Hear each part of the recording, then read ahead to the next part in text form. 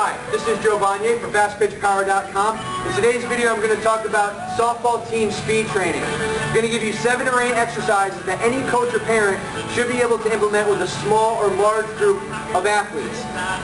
The majority of the exercises today don't require any space or additional equipment, so they're very team friendly and team appropriate. They're also appropriate for most levels of athlete, from young developing to advanced. They're all going to use body weight. They don't require any additional weights. If you do have some dumbbells or kettlebells or medicine balls, you can add those, but I'm going to show you the basics today. There's only one exercise that I'm going to show you that requires any additional equipment, and that's going to be involving the sled. I'll talk about that at the end. It's very important that regardless of level, you start with the basics. You start and master the basics. You follow the logical progression that I set forth in this video. But don't just jump to the more advanced exercises because you think they're going to yield the highest benefit. You need to start with the basics first to make sure that by the time you get to those more advanced exercises, the athletes can perform them safely. Okay. First exercise, you got to get on the ground. We're going to do a 2-leg and then 1-leg hip bridge. Start with 2 legs, progress to 1. Okay. On the ground. On your back, toes up off the ground, palms flat on the ground. You're going to bridge your legs up. Only driving your legs up, not arching through your lower back. Keep your belly down, drive your butt away from the ground, drive your butt away from the ground, hold, and down. Bridge up, and down. Up, and down. Again, I am not arching through my lower back. Keep your belly down, drive your legs up, and hold. You can either do 10 to 15 reps like I was doing, or you can bridge up and hold for 20 to 30 seconds. To make that harder, you switch to 1 leg. Start with your feet together. Feet together, bring one knee to your chest, palms on the ground, bridge up, hold, and down. You should only be feeling this really in your butt, in your glute, and a little bit in your hamstring, but more so in your glute muscle, in your butt. Okay. Knee up, bridge up, hold, and down, up, hold, and down.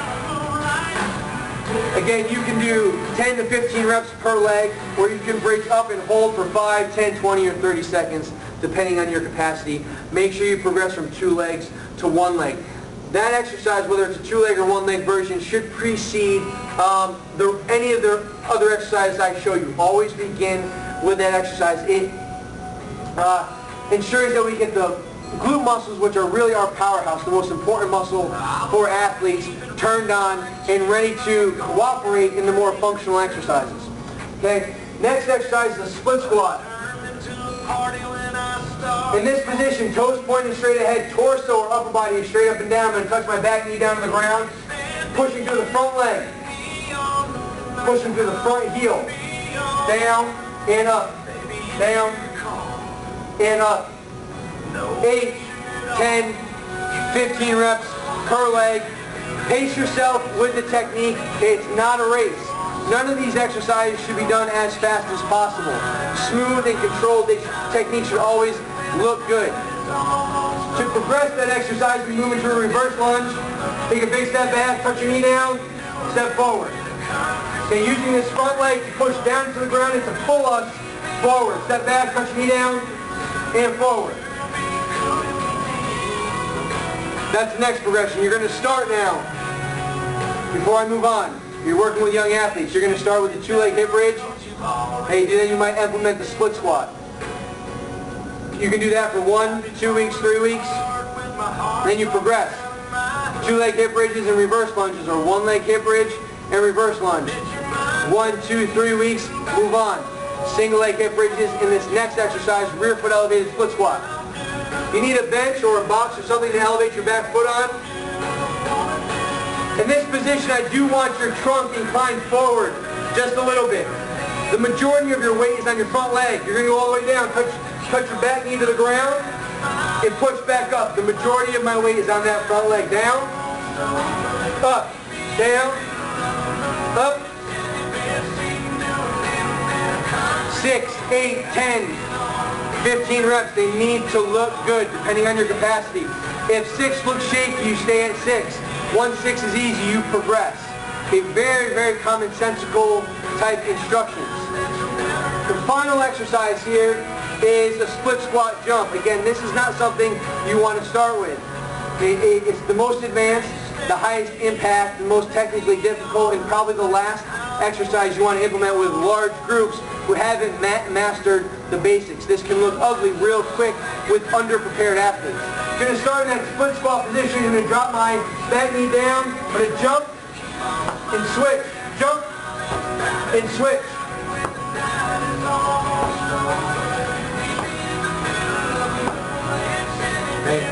Again, with young athletes, with weak athletes who haven't mastered that basic progression of bridging, split squats, reverse lunges, backward elevated split squats, do not start with that.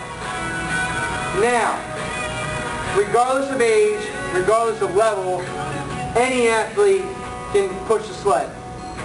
If you're a coach, parent, you're the person responsible in purchasing this sled, you're going to get a drive sled. Doesn't matter where you get it. You can get it through Perform Better, through our store. Go to our store and search through until you find their version of the push sled. Doesn't matter what kind you get, honestly, but you're going to need to buy some additional weight plates to add on the sled. I recommend you buy a pair of 25-pound plates and a pair of 45-pound plates. This gives you 3 good levels of progression. With young athletes, you're just going to use the 25s. As they get stronger, you can use just the 45s on the sled. All right, for stronger or more advanced athletes, you can use both the 45 and the 25. Aside from being very joint friendly and safe to use, the sled is very self-limiting, which means it's going to force the athletes to find the best position to push the sled. That position happens to be our best position to accelerate out of. So if you think of a batter running out of the box, as an athlete, we want to take off like an airplane with our body angled at about 45 degrees with a 45-degree lean forward, driving our legs behind us to propel us toward first base. And these are universal acceleration mechanics. The sled puts your athletes in that position, and they're either going to be real successful if they find that good angle of attack down and back, or they're going to have a really hard time if they have bad mechanics and they're reaching out in front, trying to pull themselves forward. So again, it's self-limiting. It's going to teach your athletes running mechanics without you having to teach them anything. Right? So, this position, you already see I'm in that good acceleration. My eyes are down. I'm just going to dig behind. I recommend that you only push the sled 10 to 20 yards at a time. So even if you have a lane of turf indoors, and this goes for using it out in the field as well, you don't need a ton of space. As far as how much weight to use, okay, the exercise should look smooth. The sled shouldn't be bouncing up and down because it's too light. It also shouldn't go so slow that your athletes are really, really struggling. This provides a very different conditioning experience for your athletes. It's different than going for a long run or getting on the treadmill. Do not underestimate how tired your athletes will get. Okay, starting with 3 or 4 reps of 10 to 20 yards with a weight that they can manage smoothly. Okay, they're not going too slow, but it's obviously not too light for them. It is enough just to get an idea of how your athletes will respond. They're going to be very, very winded. You have to think that if you were to run all out for 7 to 10 seconds, how tired will you be? You'd be pretty out of breath if you ran, sprinted, max effort for 7 to 10 seconds. If they're pushing this thing, max effort, for 7 to 10 seconds, they might only make it 20 to 30 feet. They're going to be pretty out of breath. So don't think your athletes can push this 50 yards, turn around, and bring it back, and that's going to be a safe or a valuable conditioning experience. You can really run some athletes into the ground. Okay, so be cautious with this. It's safe on the joints. You can get stronger. You can implement it with teams. You can work on your speed, but don't underestimate its power. If you're a coach or parent, I think you're obligated to try this for yourself. It's worth its weight in gold, but make sure you understand what you're doing to your athletes. If you have a comment or question regarding how to implement any of the exercises I showed you, because I showed you a bunch and I went really, really fast, please post the question below the video. I'm happy to answer it.